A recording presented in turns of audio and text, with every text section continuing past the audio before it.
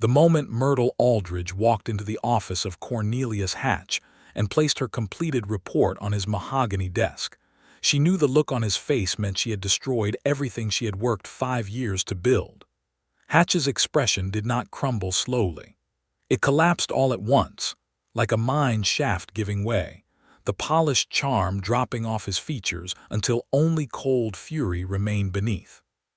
He was a heavy man, prosperous in the way that men who fed off other men's desperation became prosperous, and when he stood from his chair and flattened both palms on the surface of the desk, the morning light coming through the single window of his Abilene office caught the silver watch chain across his vest like a warning. "You filed it," he said. The words were very quiet, very still. That stillness was its own kind of violence. "I filed it," Myrtle said. She kept her voice level and her spine straight, even though her heart was performing something wild and untamed behind her ribs. She was 27 years old. She had ridden surveying lines across Kansas, Texas, and the Oklahoma Territory. She had challenged wrong measurements in front of land commissioners who had looked at her with barely concealed contempt for daring to exist in their profession, and she had never once let any of them see her flinch. She was not about to let Cornelius Hatch see it either. "Do you have any conception," Hatch said, each word deliberate now precisely cut, "of what you have just done to my investment?" "I have a precise conception of it," she said. "I have the figures right there in the report. The Graves Ranch is solvent. The grazing acreage assessment I conducted shows sustainable capacity for 1,100 head of cattle. The water rights attached to the eastern fork of the Cimarron River are legally valid and properly recorded in the county land office. There is no basis for the foreclosure action your land syndicate filed." Hatch's jaw tightened. That report was supposed to confirm my syndicate's claim that the ranch was over-leveraged and the water rights were in dispute. "It was supposed to be an honest assessment," Myrtle said. "That is what I was contracted to provide." "You were contracted," Hatch said, and now the cold fury was thinning into something more dangerous, something that sounded almost pleasant, the way rattlesnakes did not make noise until the very last possible moment, to do a job. "And the job was made clear to you." She looked at him. She thought about the weeks she had spent on that ranch. She thought about the cracked earth under her boots, the way she had walked every acre of that land with her surveying equipment and her notebooks, the corrals and the creek beds and the bunkhouse, and the way the sky above the Kansas plains spread itself out so wide that it felt like standing inside the chest of God.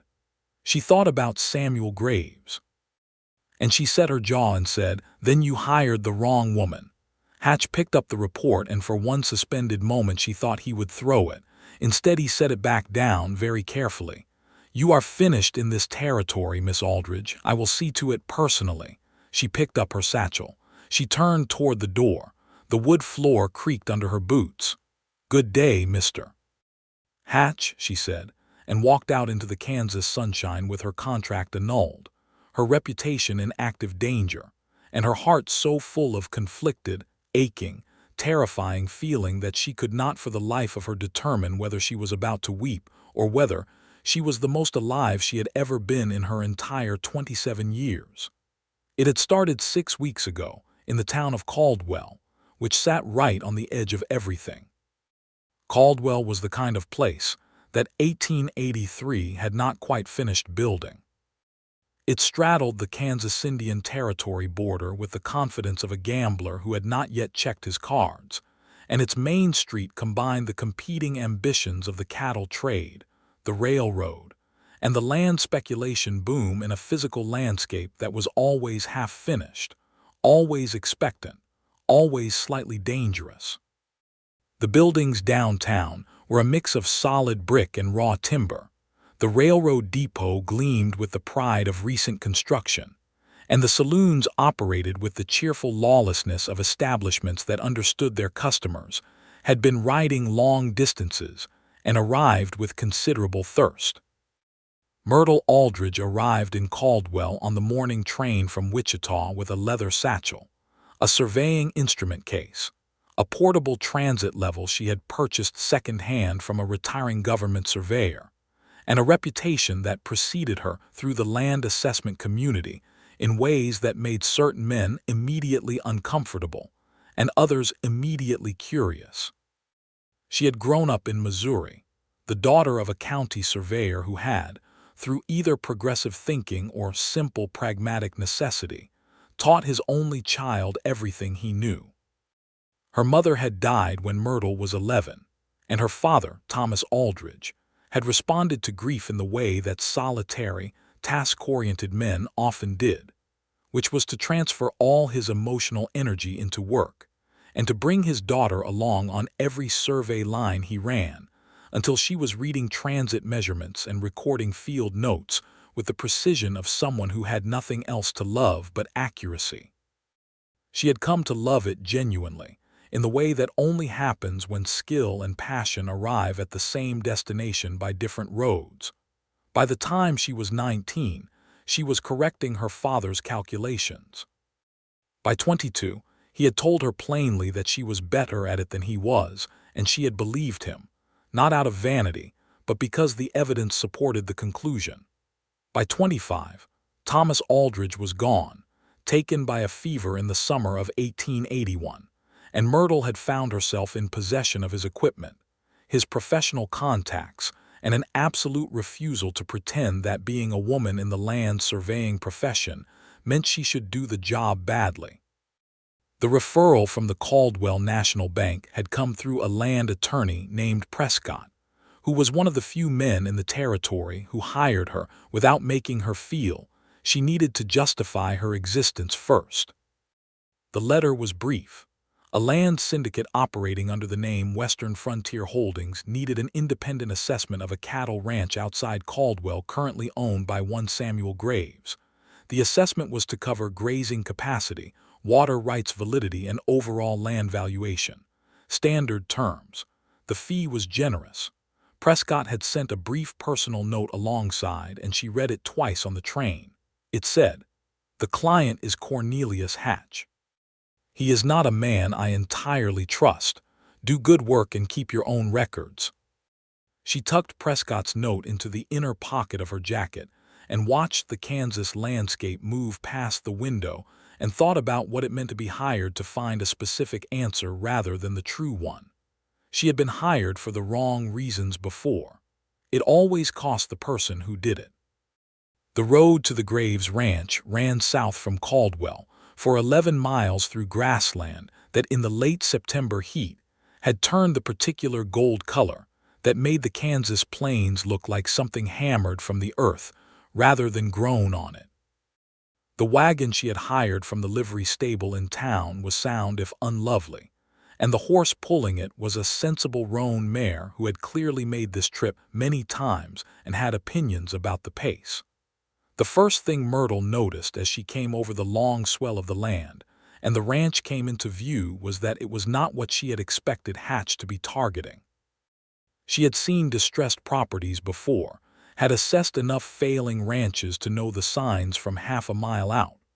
The broken fences not yet mended, the corrals with gaps, the house with the look of a place where maintenance had been deferred past the point of optimism into the region of resignation. The Graves Ranch had none of that. The fences were tight and well posted. The corrals held cattle that looked healthy and properly grazed. The main house was a solid 2-story structure with a stone foundation, and the barn was large and in good condition. There was a windmill turning in the afternoon breeze beside a water tank that showed no signs of the algae and neglect that indicated poor management. Someone worked this land with attention and pride.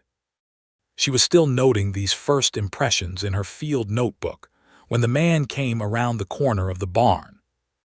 He was tall, broad through the shoulder in the way that came from actual labor rather than from the particular vanity of men who wanted to look strong, and he moved with the unhurried economy of someone who had been working physical country his whole life and had arrived at an arrangement with his own body that suited both parties. He wore a battered hat that had been good quality once and was now simply honest.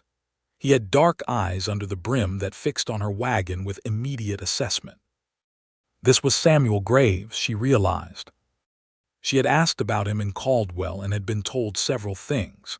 That he was 32 years old, that he had built this ranch up from a homestead claim his family had first filed in 1871, that he had a reputation for being fair but not soft, and that he was currently engaged in what one person at the bank had called a very troubled dispute with a land syndicate over his eastern water rights.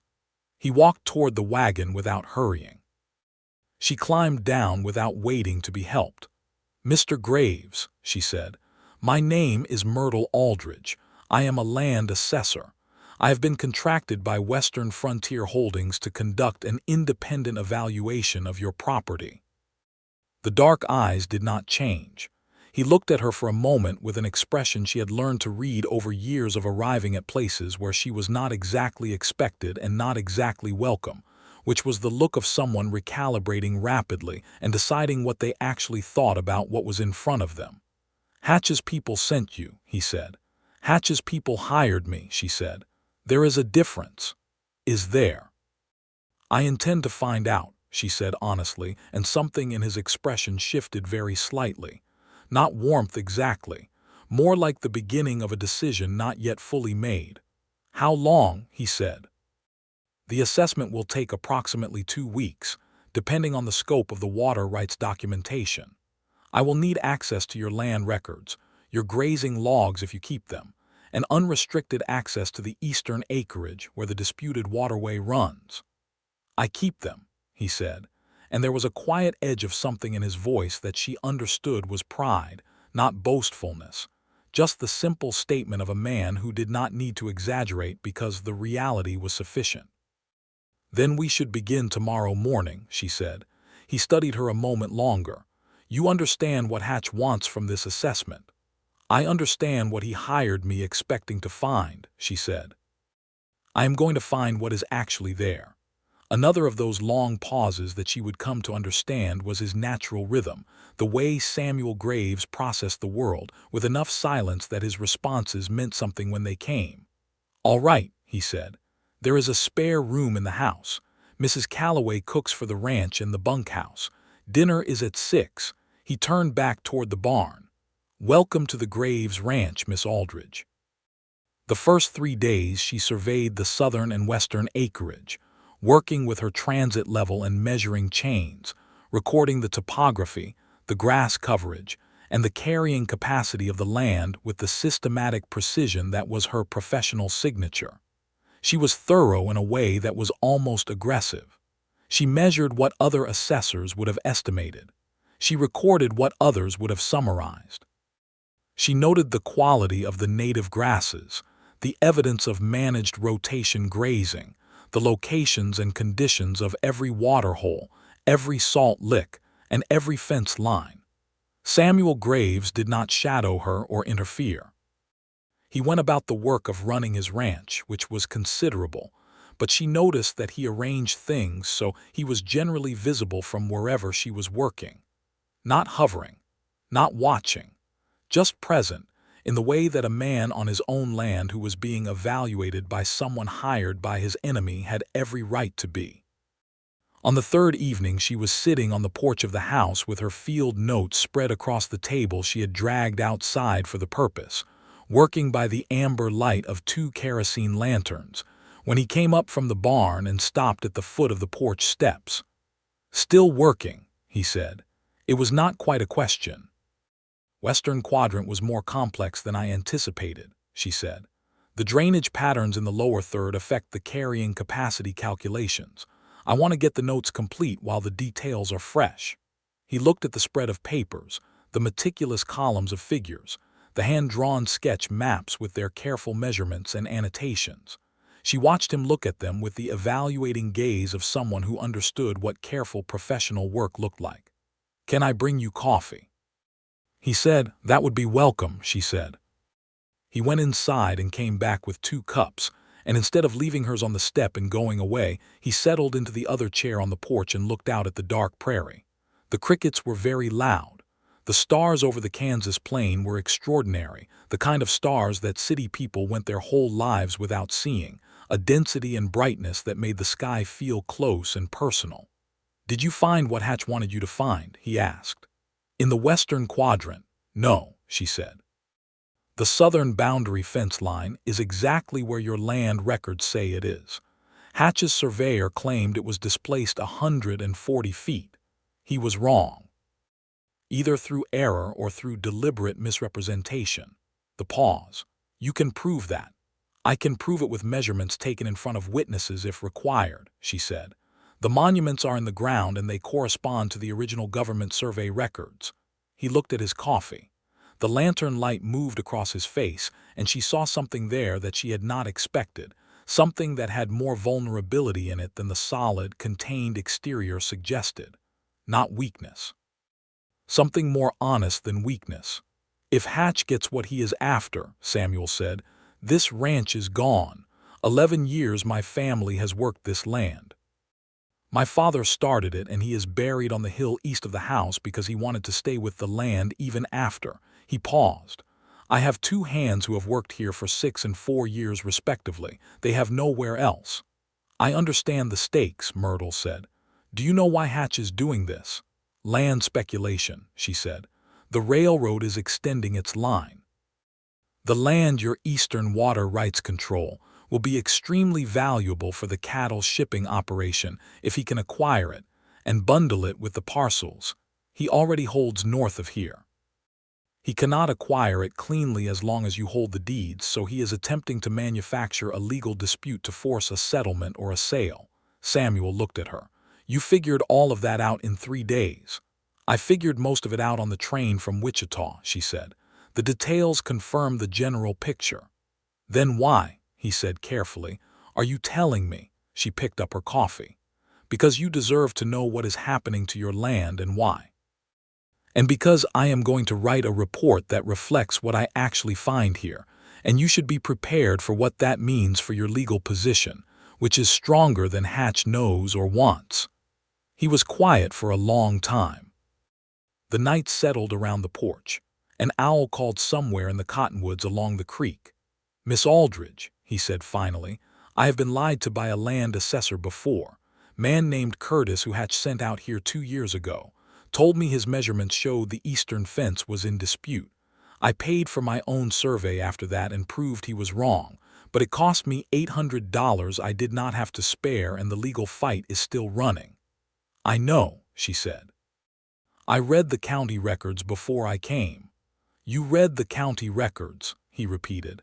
"It is my professional practice to understand the history of a property before I assess it," she said. "It prevents me from being manipulated by partial information." He looked at her then with full attention, the kind of look that was not about assessment or recalibration anymore, but about something simpler and more direct. She felt the heat of it in a way she had not expected and was not prepared to name yet. "I believe you," he said. "I'm not sure why, but I do." "Because I have not said anything that was not verifiable," she said. "Professionals who lie tend to be vague. Precision is harder to sustain across a falsehood." He made a sound that was almost a laugh. "Go to bed, Miss Aldridge. The eastern acreage is rough country and you will want an early start." She gathered her notes. At the door she turned back. "Mr. Graves, the report I file will be honest. Whatever Hatch does with that is his affair, but I want you to understand that I will not manufacture a problem where there is none. Even if it costs you the contract," he said. She considered this with the same directness she applied to field measurements. "Especially then," she said. The eastern acreage was, as he had said, rough country. It ran along the eastern bank of the fork of the Cimarron that cut diagonally across the corner of his property, and the terrain folded and complicated itself in ways that made surveying it demanding work. The banks were 10 to 15 feet high in places, deeply cut by water action over years, and the vegetation on the creek's margins was thick with cottonwoods and willows, and the kind of dense undergrowth that tangled around surveying equipment with what felt like personal malice. Samuel rode out with her on the first morning of the Eastern Survey. He did not offer to help with the surveying itself, which she appreciated, but he knew the terrain intimately, and his knowledge of where the banks were accessible and where they were not saved her hours of wasted effort. She set up her transit level on the first high point and began the systematic work of measuring the boundary markers. He unsaddled his horse and let it graze and sat on a flat rock at a respectful distance and watched.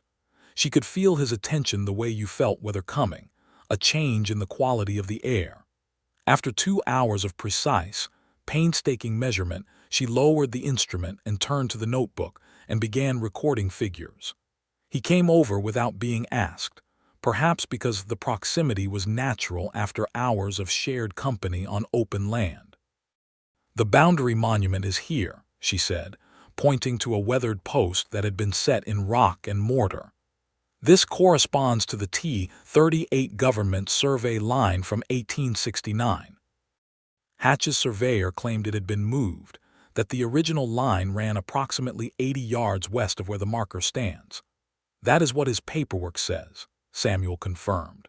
"His paperwork is wrong," she said. She reached into her satchel and extracted a folded document that she opened carefully.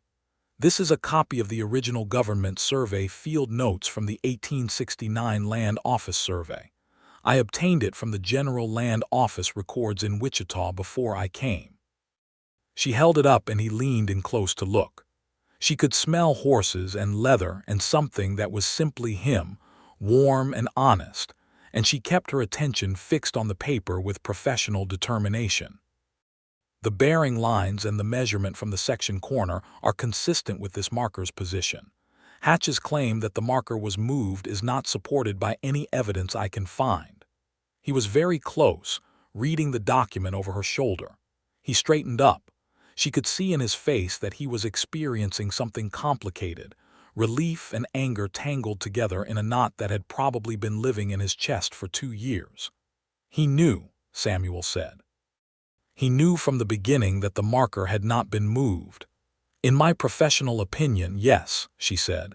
"The entire water rights dispute appears to be manufactured, which is fraud, which has legal remedies that are distinct from and additional to the land dispute itself." He looked at her for a long moment. "Miss Aldridge," he said, "how much of this did you know before you set foot on my property?" "The general outline of the fraud I suspected," she said.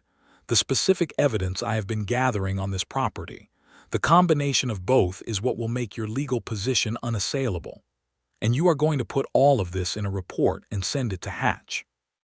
"I am going to put all of this in a report and send it to the contracting party as agreed," she said. "The contracting party is Hatch. But reports filed with a land commissioner and attached to county records are public documents, and I will be keeping my own complete copies." He stared at her. Something shifted behind his dark eyes, something that was wonder mixed with something else she was not ready to look at directly. "You planned this," he said. "I plan to do thorough, accurate, documented work," she said, "which in this case has the secondary effect of making it impossible for the findings to be suppressed or altered." He shook his head slowly, not in disagreement, in a kind of amazed disbelief that had the quality of admiration at its core. "You are something else, Miss Aldridge." She turned back to her transit level. Her face felt warm, and she was grateful for the wide brim of her hat. "I am a professional," she said. "Let us finish the Eastern Bank measurement before we lose the morning light." But she did not miss the way he smiled as he went back to his rock, and she did not miss what that smile did to something inside her chest that she had been keeping very carefully locked. The second week on the ranch changed things in ways that were both gradual and sudden, the way weather on the plains built at a distance before arriving all at once. She had fallen into the rhythm of the ranch's days. Up before dawn, coffee with Mrs. Calloway, who was a solid, practical woman of 50 who ran the ranch house with cheerful efficiency and had accepted Myrtle's presence with the minimal ceremony of someone who had seen too many unusual things to waste energy being astonished by any of them. Out to the field by 6. Work through the heat of the day with disciplined focus. Return to the house in the late afternoon with boots dusty and field notebooks full. Evenings on the porch or at the kitchen table, working through the day's data and building the larger picture. Samuel began sitting with her in the evenings more regularly. He brought his own work, the ranch accounts and correspondence that were the invisible infrastructure of running a cattle operation in 1883, and they sat on opposite sides of the table or opposite ends of the porch, and worked in a silence that became, across the days, its own form of conversation. She learned things about him in pieces, the way you learn the topography of unfamiliar land, detail accumulating into understanding. He had grown up on this ranch, the eldest of 3 children, his younger brother now in Dodge City working for a freight company, his sister married and living in Colorado. He had taken over the ranch at 23 when his father's health had begun to fail, and had built it from a struggling 300-head operation into what it was now, a well-managed spread running 1,000 head with 2 good hands and careful, attentive work. He had never married. She did not ask about this directly, but she gathered from small things, from the absence of certain practical domestic details that a wife would have brought, from the way he occasionally seemed to not know what to do with himself in the house's common spaces, that it was not for lack of wanting, but for some combination of time and circumstance, and the particular difficulty that serious, contained men have with opening themselves to the risk of feeling. She told him things in return, in the same gradual, piece-by-piece way, about her father and the years of surveying alongside him, about the land attorney in Topeka who had tried to hire her and then discovered she was a woman and tried to unhire her, and found she had a signed contract that would have stood up in a territorial court, about the government survey crew she had worked alongside the summer of 1882 in the Oklahoma Territory, 4 men and herself, and the week it had taken all 4 of them to accept that she was not there to make coffee, but to run the transit level. He listened in a way that most men did not listen, fully and without the particular distracted quality of someone waiting for their turn to talk. When she said something he considered important, he sometimes asked a question that showed he had absorbed the exact meaning rather than the general drift. On the 8th evening he said, out of a comfortable quiet that had settled between them like something that had always been there waiting, "Are you happy, doing this work?" She considered the question seriously. "Yes," she said. "I am happiest when the measurement and the reality agree, when the numbers on the paper and the ground underfoot tell the same story. There is a satisfaction in that which I have not found in other things." "Precision," he said. "Truth," she corrected. "Precision is the tool, truth is the purpose." He was quiet for a moment, looking at the prairie going dark in the west. "My father used to say that a man who does not know his own land does not know himself." "He sounds like he understood what land means," she said. He did. Samuel turned the coffee cup in his hands. "That is why losing it would be—" He stopped. "You will not lose it," she said, and the conviction in her voice surprised her with its own intensity, because it was not professional assurance but something more personal, more committed. "The evidence is clear. Your records are in excellent order. The water rights documentation is solid. I have found nothing that Hatch can legitimately claim." He looked at her. "Because of you, because the facts were always in your favor," she said. "I am only the instrument that makes them readable." "You are not an instrument," he said. There was something very direct in the way he said it, the way he was looking at her, and her heart did something complicated that she categorized immediately as unprofessional and could not, in the privacy of her own chest, make herself regret. "Mr. Graves," she began. "Samuel," he said, "I think by now." She felt the shift in the air between them like a shift in barometric pressure before a storm. "Samuel," she said. The name felt different in her mouth than it had in her thoughts, more real, more weight-bearing. He did not reach for her or make any of the presumptuous moves that men sometimes made when they felt something and assumed it gave them permission. He simply looked at her with those dark, steady eyes in the lantern light and said, "Whatever happens with the report, Miss Aldridge, whatever it costs you, I want you to know that I see what you are doing, and I am grateful for it in a way that I do not have the words for yet." She held his gaze and felt something in herself that she recognized as terrifying, not because it was bad, but because it was the exact opposite, because it was the kind of thing that once acknowledged could not be put safely back into storage. "Myrtle," she said. "I think by now." The moment lasted exactly as long as it should and no longer, and then she gathered her notes and said good night, and went to her room, and lay awake for a considerable time with the Kansas stars visible through the window and her heart conducting what she could only describe as a completely disorganized survey of terrain she had not planned to explore. The 11th day brought something unexpected. She was working the northeast corner of the property, a section she had saved for last because it was the furthest from the house, when she found the second water source. It was not on any of the maps. It was not in the original government survey notes.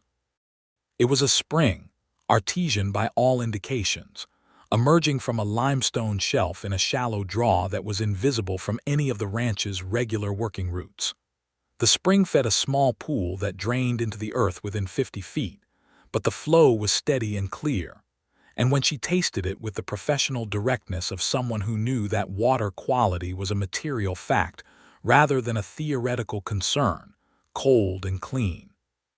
She took measurements and soil samples and made extremely detailed notes, and then she sat back on her heels and understood what this meant.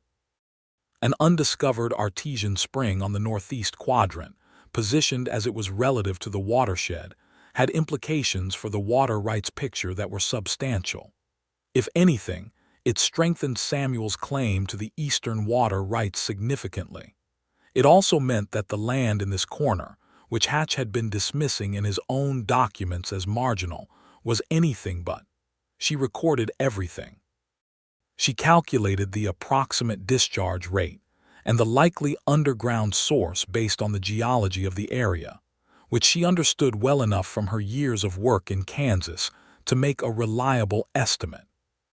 Then she rode back to the ranch at a pace that the sensible roan mare clearly found more urgent than usual.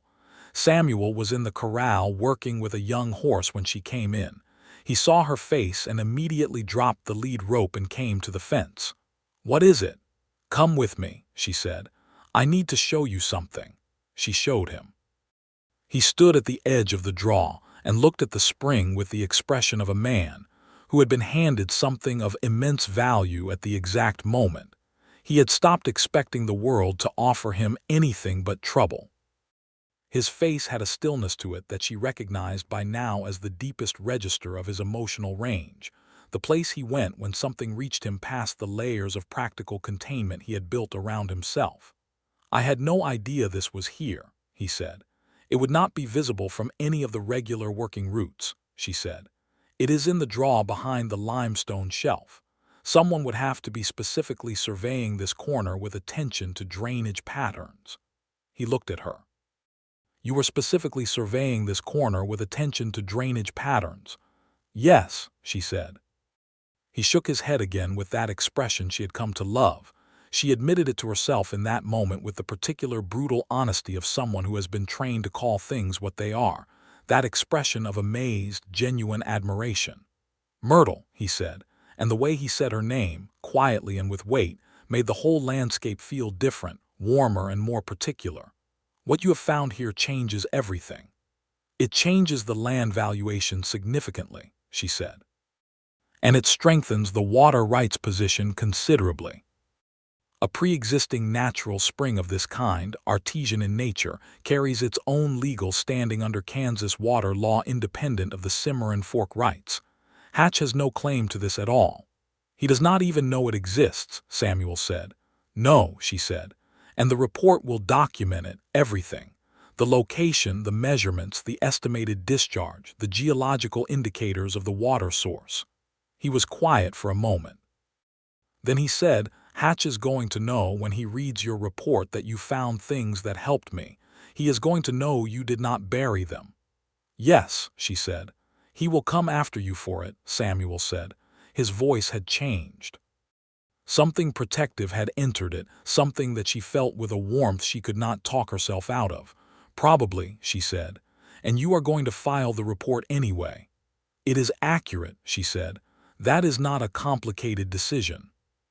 He turned from the spring and looked at her fully and with the same directness that she employed on everything that mattered, and she saw in his face something she recognized because she had felt it herself and had spent 10 days carefully labeling it as something professional so she could keep working.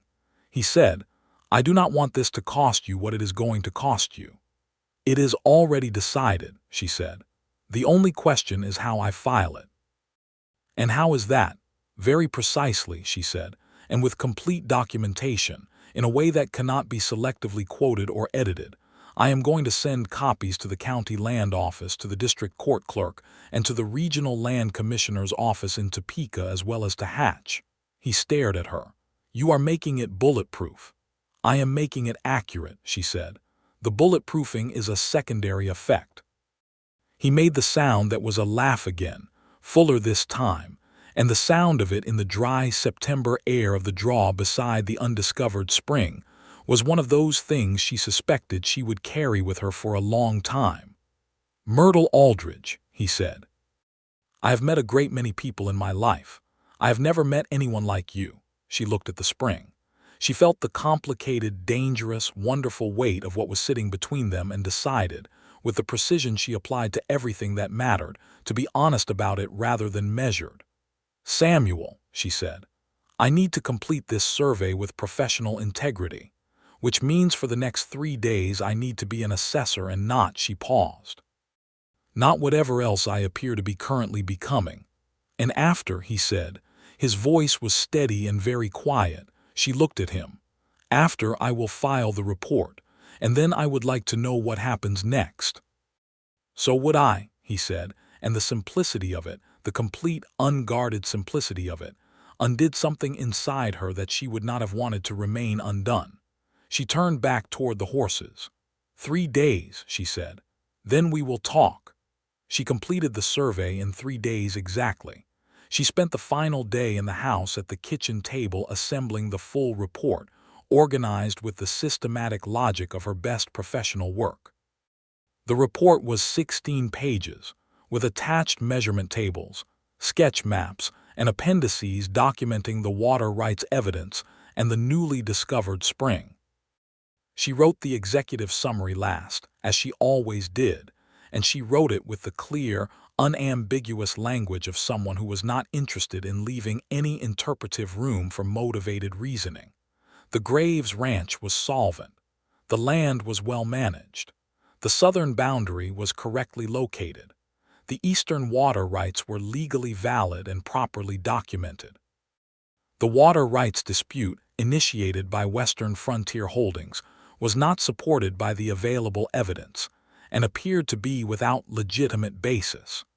Additionally, a newly discovered artesian spring on the northeast quadrant provided additional independent water resources of material value to the property.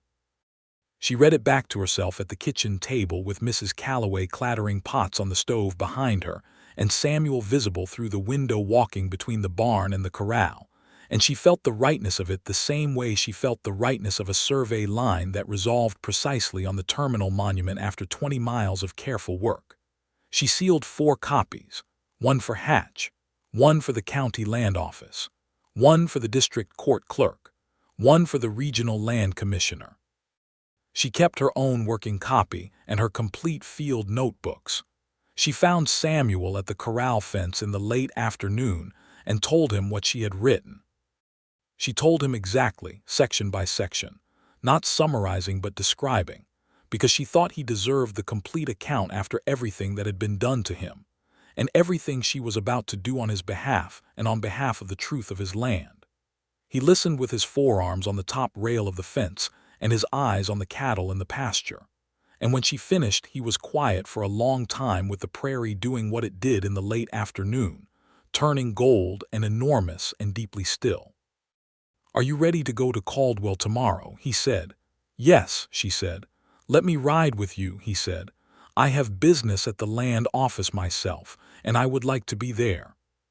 She thought about this. "It could become unpleasant," she said. "Hatch will not receive this gracefully." "I know Hatch," he said, "and I would rather stand next to you when it happens than hear about it after. She felt something she could only call warmth, clear and steady as the artesian spring in the draw. "All right," she said. "We ride at first light." They rode at first light. It was the kind of October morning that the Kansas plains sometimes produced as a kind of argument for the beauty of the place, cool and clear, with the light coming in sideways and gold across the grass, and the sky, an impossible shade of blue that made you understand why people crossed continents to live under it. They rode side by side at an easy pace with the satchel of reports in the bag behind Myrtle's saddle, and they talked. And what they talked about was not the report or Hatch or water rights, but simply the things that people talk about when they have decided, without formally announcing it, that they want to know each other. He told her about the year his father had broken his leg in 3 places, and he had run the ranch alone at 19 with help from one elderly hand and sheer determination. She told him about the summer she had surveyed the territory in temperatures that reached 112 degrees and had kept her instruments in wet cloth to prevent the thermal expansion from affecting the measurements. He told her he had once seen a buffalo herd from a ridge to the west, the last of what had been incomprehensibly large, and the sight of it had made him understand something about time and loss that he had not been able to put into words since. She told him about the way her father used to say that a survey line was a conversation between mathematics and the earth, and that you had to be fluent in both. By the time Caldwell appeared on the horizon, she knew things about him that felt essential in the way that the measurement of a foundational monument is essential, things from which other things followed and made sense. They went to the county land office first, where she filed the report and had it officially recorded. The clerk, a methodical man named Henderson, accepted the documentation with professional calm and stamped the filing date and time and gave her a receipt. Then to the district court clerk, where the same process was repeated. She mailed the Topeka copy from the post office on Main Street.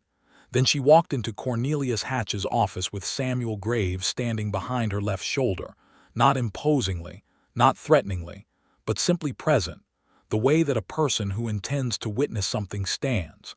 She placed the report on Hatch's desk. And then the scene that had been the first thing in this story played itself out exactly as it had to. Hatch's collapse, the quiet fury, the threats. She said, "Then you hired the wrong woman." She picked up her satchel and walked out into the Kansas sunshine with the contract annulled and Hatch's rage at her back. And Samuel was there on the boardwalk, and he looked at her face with those dark, attentive eyes and said, "Are you all right?" "Yes," she said. And she was. She was entirely all right, more than all right. She felt the particular clarity that came after a piece of work completed in the full knowledge that it was right, a clarity so clean it was almost physical. "He will try to make trouble," Samuel said. "He will try," she agreed. "He will fail. The reports are filed and recorded. The documentation is in 4 separate offices. There is nothing to suppress and nothing to alter." Samuel looked at her with the expression she had memorized across 2 weeks of lantern light and prairie mornings. "Come back to the ranch," he said. It was not a demand. It was not even quite a request. It was the simple statement of what he wanted and what he thought might also be what she wanted, and he was leaving it entirely up to her. She thought about Wichita, where she had a rented room and a professional reputation that was currently being actively damaged by a man who owned more influence in this territory than was healthy for anyone. She thought about the transit level in its case behind the saddle and the field notebooks in her satchel, and the way work had been the whole of her life for 5 years, and had been sufficient, and was no longer sufficient, not because the work was less than she needed, but because she had stumbled upon the additional thing she needed without planning for it at all. "Yes," she said, "I will come back to the ranch." The legal situation, resolved with the solid inexorability of good documentation, allowed to do its proper work. The county land commissioner reviewed the filed report and its attachments within 3 weeks and issued a finding that the water rights dispute initiated by Western Frontier Holdings was without legal basis. The district court, receiving the same information, dismissed the associated foreclosure action. Hatch attempted to file a counterassessment, hiring a different surveyor, but the first survey's documentation was so thorough and so well attested that the counterassessment had nothing material to contradict. Land attorney Prescott, who had sent Myrtle the brief, careful note that began the whole business, sent her a letter that said simply, "Exactly what I expected from you. I am sorry about the contract. I have 3 more lined up if you want them, from clients who have heard about this and consider it an outstanding professional recommendation." She wrote back and accepted 2 of the 3. The third would have taken her out of the territory for 6 months, and she found, holding the letter and thinking about it, that she did not want to go out of the territory for 6 months. Hatch made one more move, as men like Hatch inevitably did. He sent 2 men to the Graves Ranch on a cold November morning, with a letter that made veiled references to the need for a negotiated settlement and the inadvisability of ongoing legal resistance. The 2 men rode into the yard with the studied casualness of people who were not being casual, and Samuel came out of the barn to meet them with the quiet, certain physicality of a man who was on his own land and knew exactly what he owed a threat and what he did not. Myrtle came out of the house behind him and stood at his shoulder and said, with the precise, documented authority of someone who had filed reports in 4 separate government offices, "Any communication from Western Frontier Holdings regarding this property should be directed to Land Attorney Prescott in Wichita, to whom Mr. Graves has assigned legal representation in this matter. Any further direct approach to this property or its residents will be reported to the district attorney's office as harassment. Good day." The 2 men looked at each other and at Samuel, who simply stood with his arms at his sides and said nothing, which was itself a kind of eloquence, and then they rode out. Samuel turned and looked at her. There was that expression again, the deep, unguarded wonder of it. "You had the name of the district attorney ready," he said. "I had the name of the district attorney ready since the second day I was here," she said. "I always know the relevant authorities in any jurisdiction where I am working." He shook his head. He was smiling. "Come inside," he said. "Mrs. Calloway made an apple pie." The evening of the pie was the evening that things between them stopped being the subject of careful, respectful avoidance and became instead the subject of direct conversation. They were at the kitchen table after dinner, Mrs. Calloway having retired to her quarters, the lamp burning low and warm between them, and Samuel set down his coffee cup and looked at her with the directness that she had come to understand was his most honest mode and said, "You have been here 6 weeks. 7, she corrected. 7 weeks, he said. "You have saved this ranch and destroyed a land fraud that has been costing me money and sleep for 2 years. You have found a spring on my land that I did not know existed. You have faced down Hatch and his hired men, and I have..." He paused. The pause was longer than usual, which meant it was carrying more weight than usual.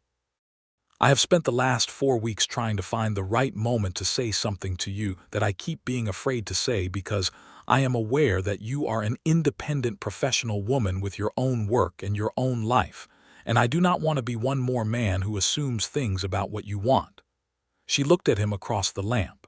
"Samuel," she said, "say it." He met her eyes. "I love you," he said, quietly, simply, with the same unembellished honesty he brought to everything.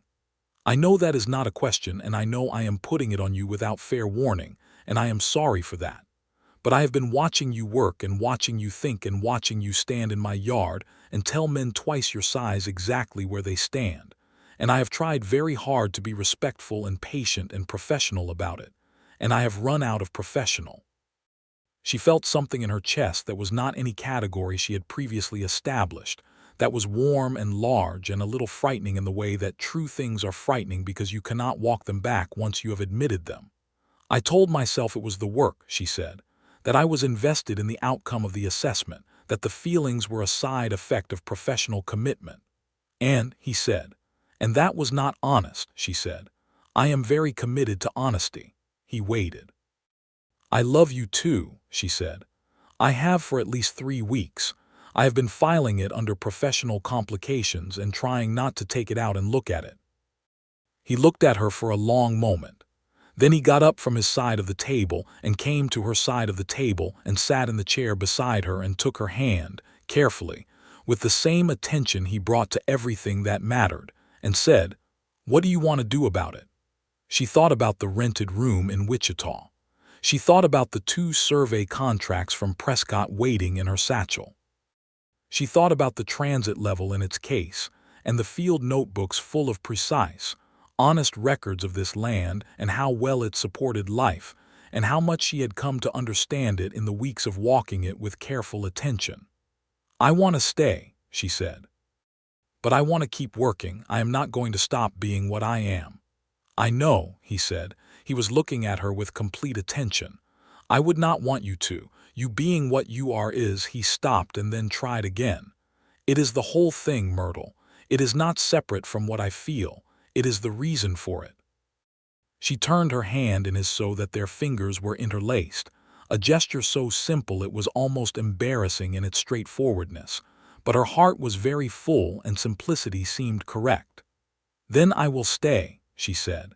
"And I will take Prescott's 2 contracts because they are within the territory and the work matters. And we will—" She paused. "We will figure out what comes next.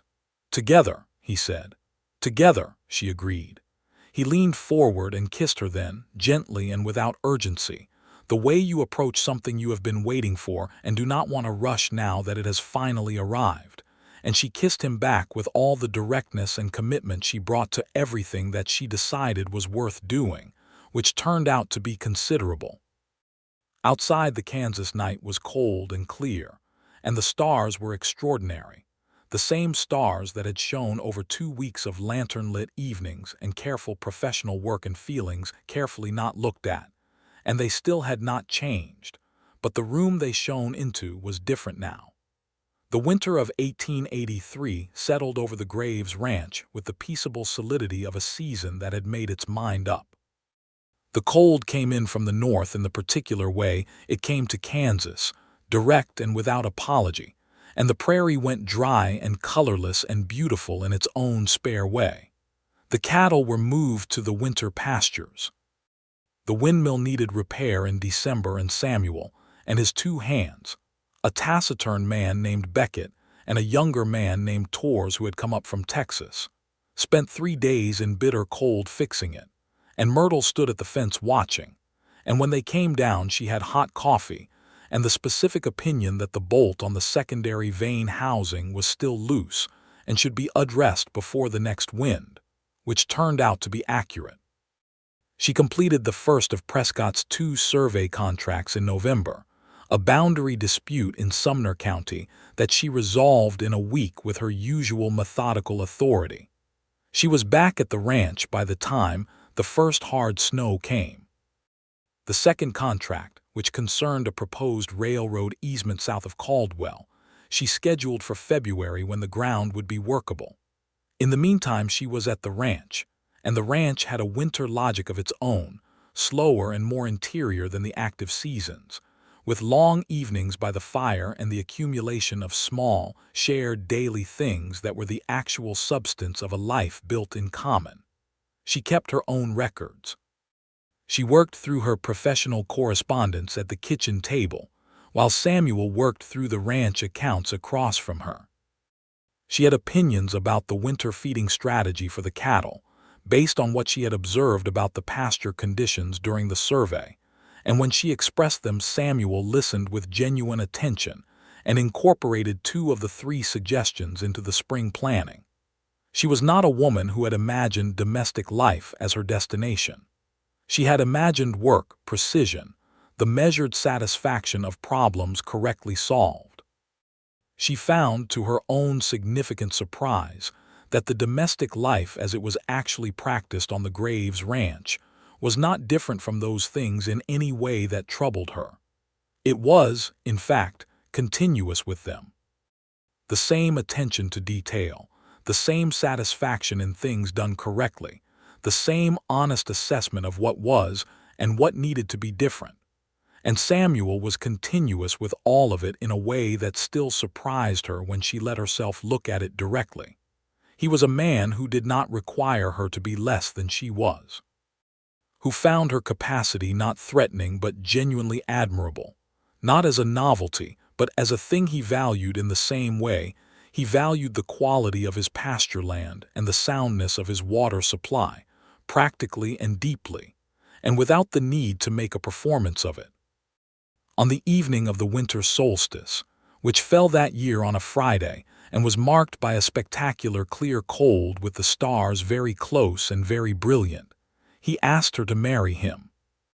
He did it at the kitchen table after Mrs. Calloway had gone to bed, with no particular staging or ceremony, simply as a direct statement of what he wanted and what he hoped she might want, and she considered it with the same honest precision she applied to all questions of material importance, and said yes without hesitation, because the answer was clear, and she had known it for some time, and was simply glad the question had arrived in the explicit form that allowed her to answer it.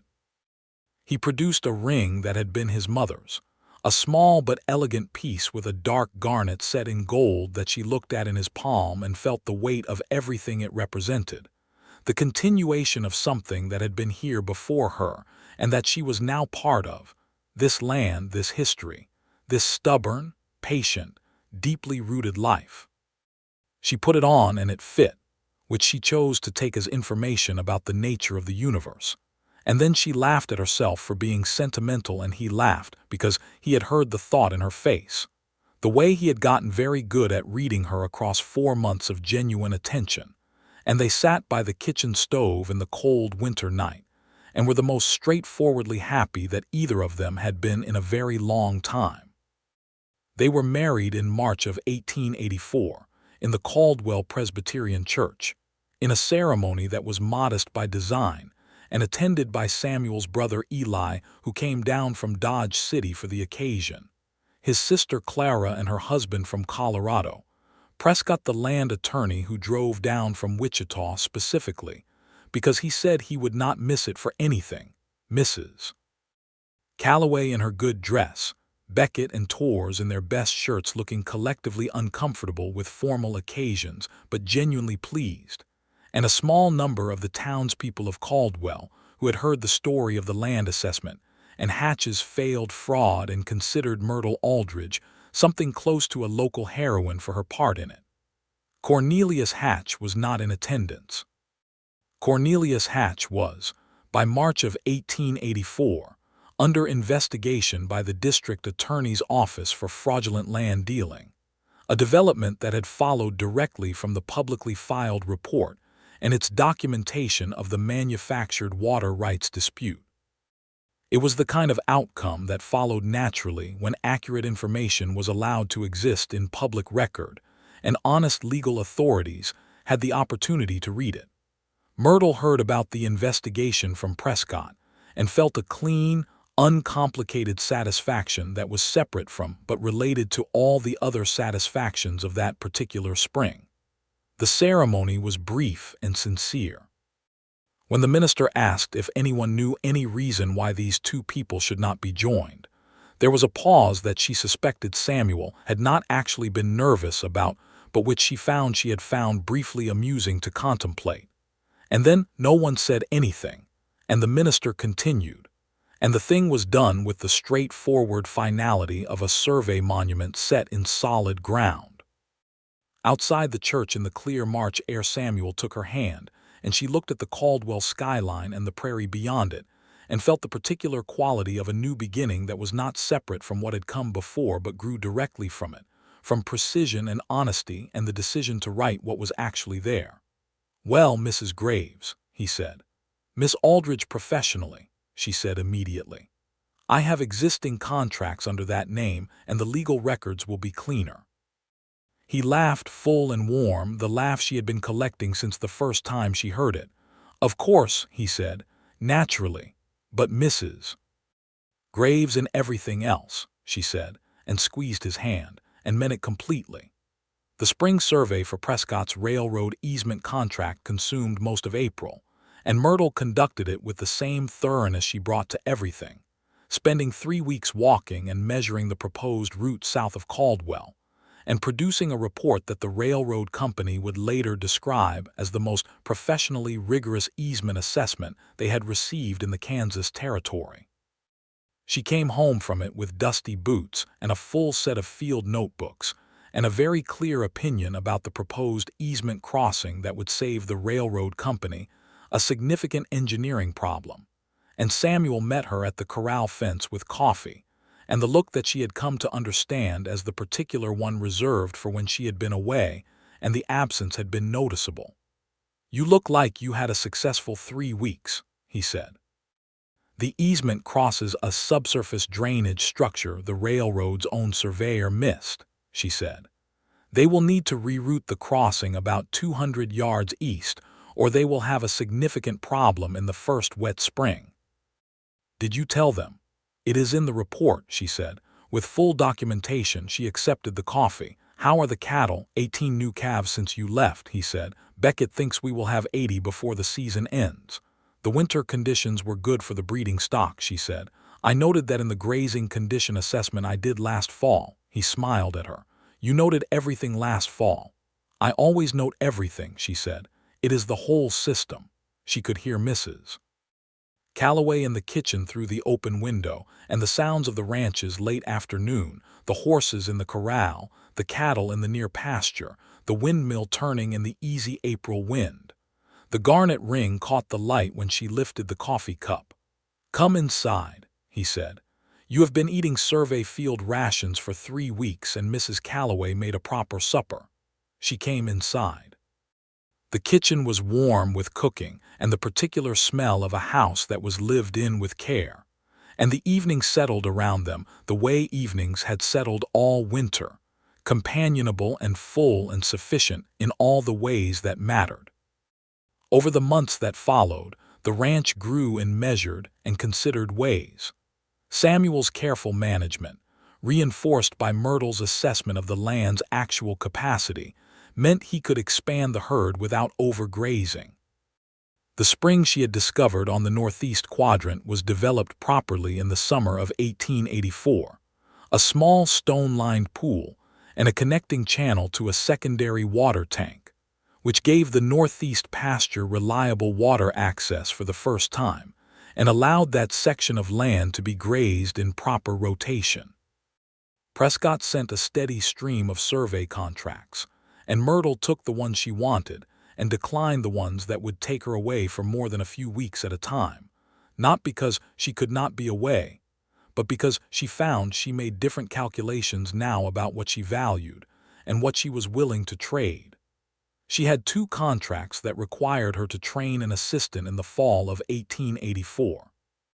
The assistant was a young man of 20 named Peter Walsh, who had been studying engineering and ran into the gap between theoretical education and practical knowledge that all field surveyors eventually hit.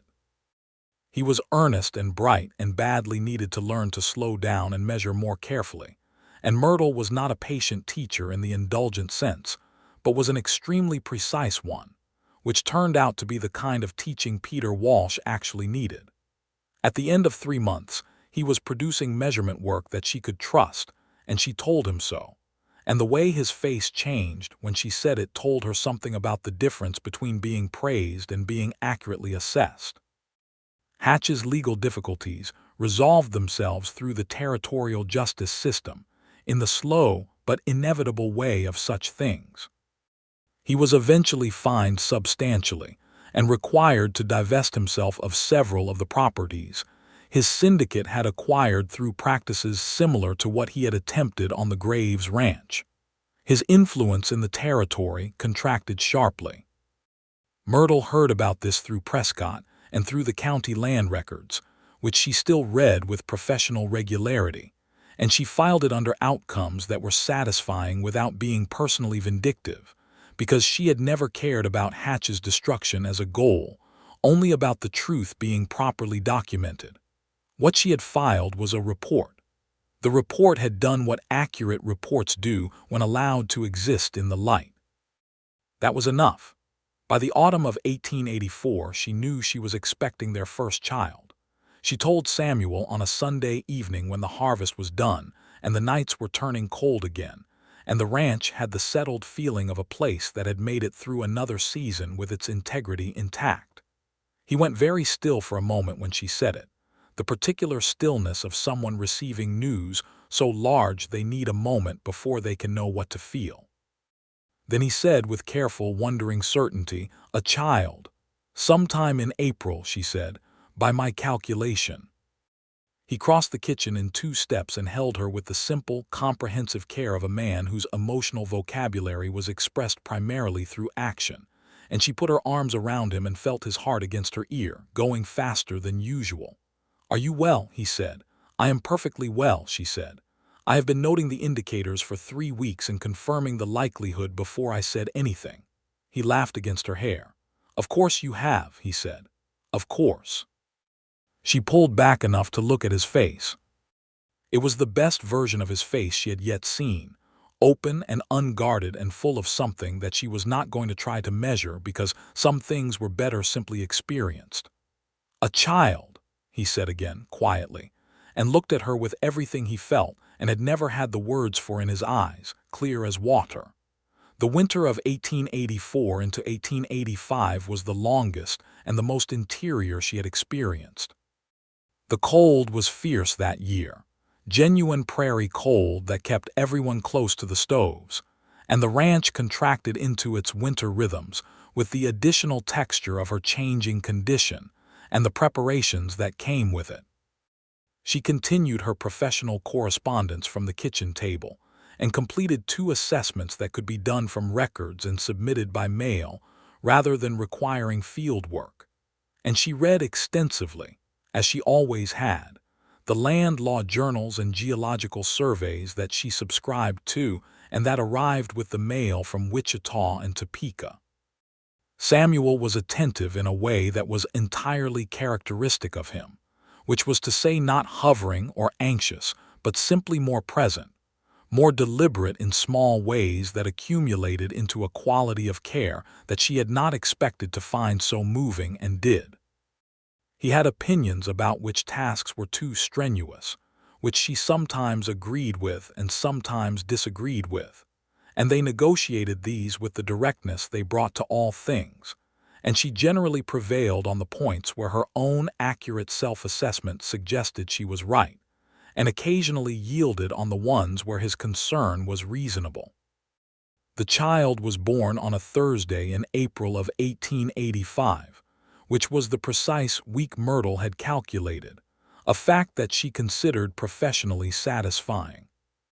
Samuel was there, which was not the most typical arrangement for the era but which he had made clear was not negotiable, and the event was managed by a capable midwife from Caldwell named Mrs. Hargreaves who had been doing this work for 30 years and had the calm professional authority of someone who had seen everything and handled all of it. It was a boy. They named him Thomas for her father, and the secondary name was Charles for Samuel's father. Thomas Charles Graves arrived in the world with apparent enthusiasm and a set of opinions about his circumstances that he expressed vocally and at length, and Samuel held him for the first time with the same absolute care he brought to everything that was essential and fragile and irreplaceable, which was not many things but which this was entirely. Myrtle watched Samuel hold their son and felt the sum of everything that had begun with a train from Wichita and a satchel of surveying equipment, and a decision to write what was actually there, and found it was more than she had known to hope for. By the summer of 1885, Thomas was growing with the energy of a child who had inherited his mother's precision and his father's physical vitality, which was an interesting combination. Mrs. Calloway adored him. Beckett, who had been on the ranch for 6 years and whose emotional range was even more contained than Samuel's, was observed on multiple occasions sitting on the bunkhouse steps with Thomas on his knee making extremely serious conversation with an 8-week-old, which everyone pretended not to notice because it seemed important to him that they did not. Torres, who was 24 and had been at the ranch for 4 years, and was beginning to have opinions about his professional future, came to Samuel in July and said that he was thinking of taking a small homestead claim about 5 miles east and would appreciate both advice and continued employment at the Graves Ranch while he built his own operation. Samuel gave him both, the advice freely and the employment in the form of an arrangement that suited them both. It was the kind of thing that happened when a ranch was run with fairness over time, that the people around it built their own things. In the fall of 1885, the Land Commissioner's regional office in Topeka sent Myrtle a letter offering her a formal appointment as a consulting assessor for disputed land cases in the territory. The appointment came with a fee schedule and a commitment that she would be called on for cases where independent expertise was required. It was, the letter said, a direct consequence of the professional reputation she had built through cases like the Graves water rights matter, in which her documentation had been considered exemplary by the district court. She read the letter at the kitchen table and then handed it to Samuel across the table. He read it and looked up at her. "Will you take it?" He said. "Yes," she said. "It is the right kind of work. It is cases that matter and it does not require me to be out of the territory for extended periods." He nodded. There was no question on his face about whether the work was compatible with the life they had built, because that had never been a question between them. The work was part of who she was, and who she was the whole basis of everything. "Congratulations," he said, simply and sincerely. "It was your water rights dispute that started it," she said. "You started it," he said. "Hatch hired you to find something false and you found the truth instead. Everything else followed from that." She thought about this. She thought about the morning she had walked into Hatch's office with the completed report and the look on his face when he understood what she had written. She thought about walking out into the Kansas sunshine with the contract annulled and her heart full of conflicted, aching certainty. She had not known then exactly what she was walking toward. She had only known that the report was right, and that the right thing had to be done, and that whatever it cost was a price she was prepared to pay. It had cost her the contract. It had given her everything else. Thomas was 14 months old when she began the first case for the Land Commissioner, a boundary dispute in southwest Kansas that required 2 weeks in the field. She traveled with her equipment and Peter Walsh, who was now a fully competent assistant, and she surveyed the disputed boundary with meticulous care and wrote a report that was, as her reports always were, precisely accurate and thoroughly documented and completely indifferent to what anyone had wanted it to say. She came home to the ranch to find Samuel had painted the porch, which she had mentioned in passing 3 months ago needed painting, and Thomas had learned to pull himself to standing using the corral fence, and Mrs. Calloway had made a beef stew because she had been planning it since Tuesday when she knew the return date. She stood in the yard in the late afternoon with the smell of good cooking and fresh paint, and the particular golden October light on the grass, and the cattle in the near pasture and her husband coming toward her from the barn with his son on his hip. Thomas's face lit with the absolute categorical delight of a child who sees the person he has been waiting for. And she thought that this was what it looked like when precision met love, when the measurement and the reality agreed, when the numbers on the paper and the ground underfoot told the same story. "Welcome home," Samuel said. She kissed her son on his warm, round cheek and then kissed her husband, which made Thomas express an opinion, and she laughed and took the boy and held him against her chest and felt the solid, living warmth of him. "How was the field?" Samuel asked. "Excellent," she said. "The boundary is exactly where the original survey said it was. People make land disputes complicated. The land itself is usually straightforward." "That sounds like something you would say," he said. "It sounds like something that is true," she said. "Same thing," he said, and she could not argue with it because he was right, and they went inside to the warm kitchen together.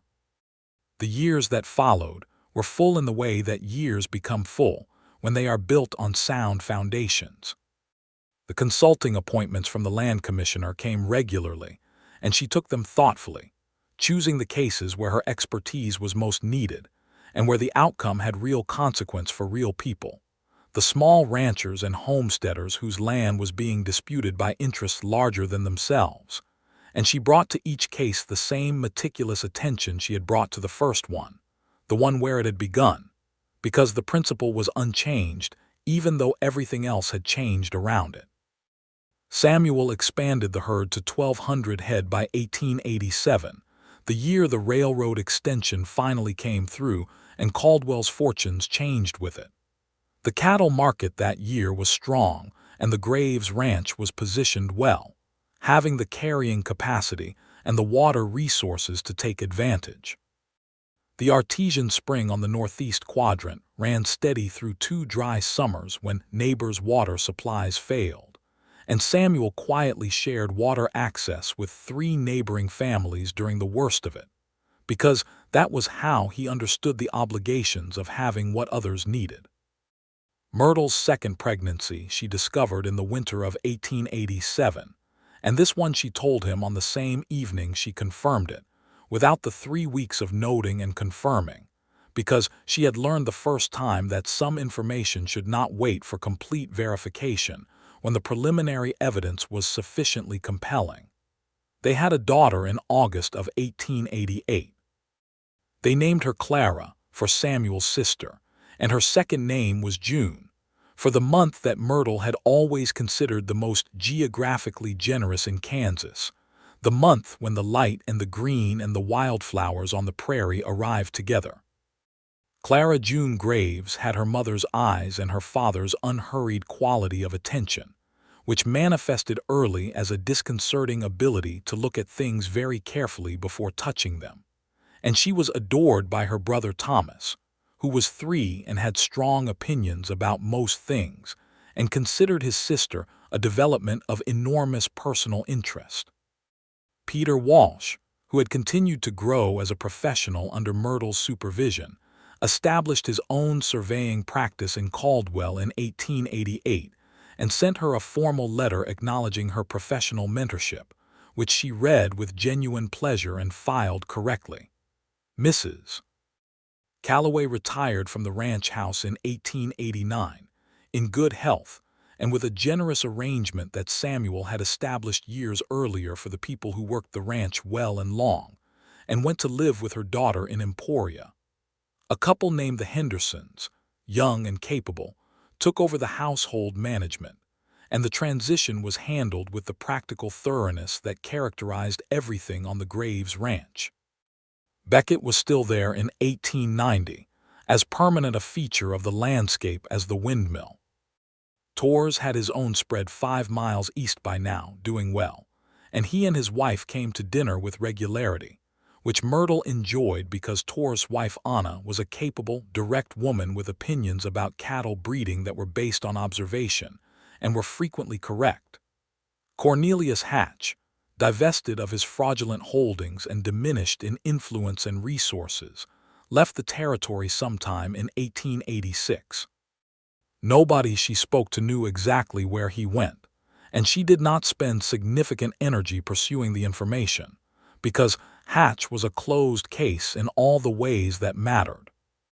On a September evening in 1890, the exact same month she had arrived on the ranch 7 years earlier, Myrtle sat on the porch she had first worked on with her field notes spread under kerosene lanterns, now with Thomas, who was 5 and serious beside her, working on what he called his own notes, which were a set of carefully drawn pictures of the cattle in the pasture, labeled with their characteristics in his improving handwriting.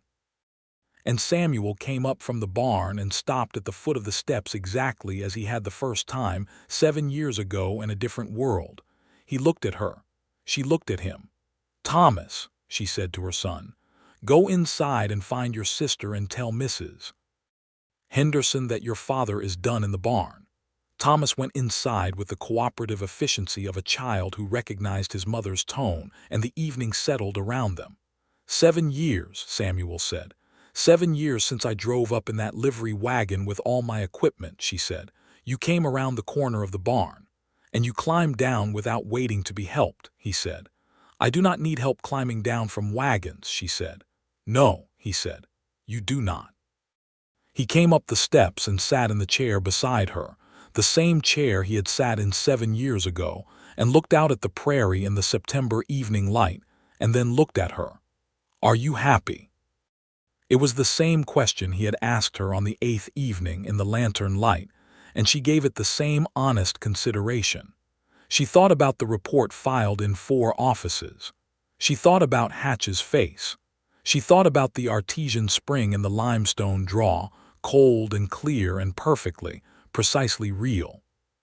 She thought about the transit level and the field notebooks, and the land commissioners' consulting appointments, and the cases that had mattered, and the people whose land had been secured by accurate information allowed to exist in public record. She thought about Thomas drawing cattle and Clara reaching for everything with those careful, observant hands. She thought about Samuel Graves, who had met her extraordinary capacity with nothing but genuine admiration, and had built his love on the exact foundation of her being entirely, unapologetically herself. "Yes," she said, "precisely." He took her hand, and the garnet ring caught the September light, and the prairie went gold and enormous around the ranch that had been saved by an honest report and a woman who had refused to write anything else. And the stars began to appear above the Kansas plain, the same stars that had shone over all of it from the beginning, steady and clear and impossibly bright, telling the same story they had always told, which was simply that the truth, given enough light and enough time, would always find its way to the surface. She leaned against his shoulder. He put his arm around her. Inside the house, Thomas's voice rose in the particular emphatic tone he used when explaining something to his sister, and Clara's response was brief and unimpressed, and Samuel and Myrtle both smiled without looking at each other, because they were looking at the same prairie and listening to the same evening and had been, it turned out, looking at and listening to the same essential things from the very beginning. The land was theirs. The work was hers. The life was both of theirs together, and it was good. It was, by every honest measure she knew how to take, precisely and completely good.